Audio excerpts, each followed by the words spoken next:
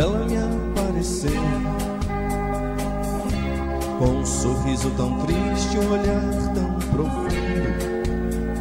Já sofreu, suas mãos tão pequenas e frias, sua voz tropeçava também e me falava da infância de lágrimas.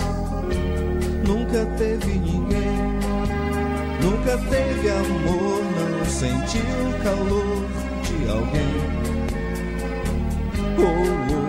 Nem sequer ouviu uma palavra, carinho, seu ninho não existiu. Sinceramente eu chorei de tristeza ao ouvir tanta coisa que a vida oferece e a gente padece sem querer. Depois de tudo que eu vi, não consigo esquecer.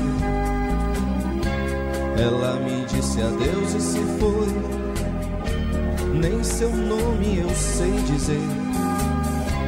De onde ela veio, pra onde ela vai. De onde ela veio, pra onde ela vai.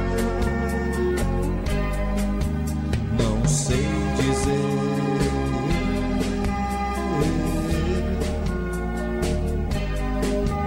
Não sei dizer.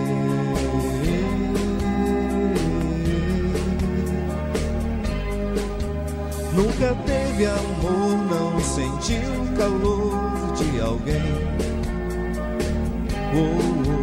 Nem sequer ouviu uma palavra, carinho, seu ninho não existiu. Sinceramente eu chorei de tristeza ao ouvir tanta coisa que a vida oferece e a gente padece sem querer. Depois de tudo que eu vi, não consigo esquecer. Ela me disse adeus e se foi, nem seu nome eu sei dizer. De onde ela veio, pra onde ela vai. De onde ela veio ou pra onde ela vai. Não sei dizer.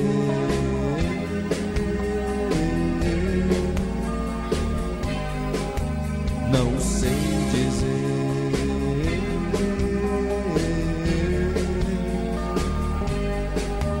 Nunca teve amor, não sentiu o calor de alguém. Nem sequer ouviu uma palavra, carinho, seu ninho não existiu. Sinceramente eu chorei de tristeza